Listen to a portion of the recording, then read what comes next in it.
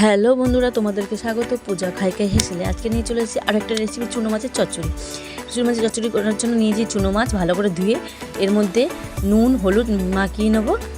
মাখানো হয়ে গেছে। এরপর একটা কড়াই গরম করে নিয়েছি, তার মধ্যে দিয়ে দিয়েছি তেল। তার মধ্যে আমি কেটে নিয়েছিলাম আলু, টমেটো, রসুন, আদা, পেঁয়াজ সব কুচি করে নিয়েছিলাম, আর লঙ্কা চিড়ে নিয়েছিলাম, কাঁচা লঙ্কা। এরপরে আমি মাছগুলো ভেজে নেবো এক এক করে। মাছ ভাজা হয়ে গেছে, এবার এক পাশ উল্টে দেবো। আমার দুপাশই ভাজা হয়ে গেছে, এবার আমি নামিয়ে নেব। মাছ ভাজা হয়ে গেছে। এরপরে ওই কড়াই একটু তেল দিয়ে তার মধ্যে কালো জিরে ফোড়ন দেবো শুকনো লঙ্কা ফোড়ন দিয়ে একটু নাড়িয়ে তার মধ্যে দিয়ে দেবো কুচনো পেঁয়াজ দিয়ে ভালো করে একটু ভাজা ভাজা করে নেব।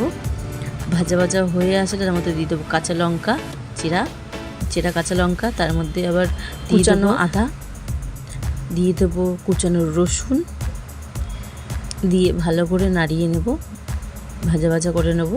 এর মধ্যে দিয়ে দেবো এবার টমেটো দিয়ে ভালো করে কষিয়ে নিতে হবে। এটা আরেক রকম করে করা যায়, ওটা আমি একবার অন্য ভিডিও দেখাবো। সব কিছু মাখিয়ে বসিয়ে দেওয়া। এবারে টমেটোগুলো একটু গলে এসেছে, তার মধ্যে দিয়ে দেবো আমি কুচানো আলুটাকে এবারে দিয়ে ভালো করে নাড়িয়ে নেব। আলু দিয়ে ভালো করে ঢাকা দিয়ে ভাজে নেব। দিয়ে দেবো কাশ্মীরি গুঁড়ো লঙ্কা, দিয়ে দেবো লাল গুঁড়ো লঙ্কা, এবারে দিয়ে দেব হলুদ, নুন স্বাদ মতো। ভালো করে আবার নাড়িয়ে নেব। এবারে একটু জল দিয়ে কষিয়ে নেব, সামান্য জল দিয়ে একটু কষিয়ে নেব। ঢাকা দিয়ে আমি কষিয়ে নিয়েছি, প্রায় কষানো হয়ে গেছে। এরপরে আমি এর মধ্যে দিয়ে দেবো ভাজা মাছ দিয়ে ভালো করে নাড়িয়ে নেব। এবারে আমি এই ভাজা মাছটাকে দিয়ে ভালো করে আবারও কষিয়ে নেব। কষানো হয়ে গেছে, ভালো করে কষানো হয়ে গেছে। এবারে আমি এর মধ্যে দিয়ে দেবো জল দিয়ে একটু ফুটিয়ে নেব।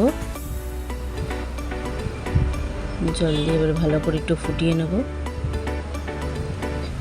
ফুটতে আমি বলি, আমার চ্যানেল যারা নতুন আছে তারা প্লিজ সাবস্ক্রাইব এবং শেয়ার করবেন, আর রান্নাটা কেমন হয়েছে কমেন্টে প্লিজ জানাবেন।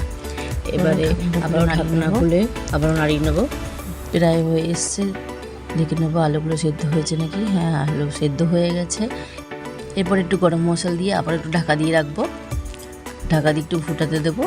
আর আমার কাছে ধনেপাতা ছিল না, আপনাদের কাছে যদি ধনেপাতা থাকে তাহলে একটু ধনেপাতা কুচি দেবেন, আরও সুন্দর লাগবে খেতে। আমার কমপ্লিট চুনো মাছের চচ্চড়ি কেমন হলো বন্ধুরা প্লিজ কমেন্টে জানাবেন। আর নতুন ভিডিও পেতে আমাকে প্লিজ সাবস্ক্রাইব অ্যান্ড শেয়ার করে দেবেন। আর দেখা হবে অন্য কোনো রেসিপি নিয়ে অন্য কোনো ভিডিওয়ে। টাটা।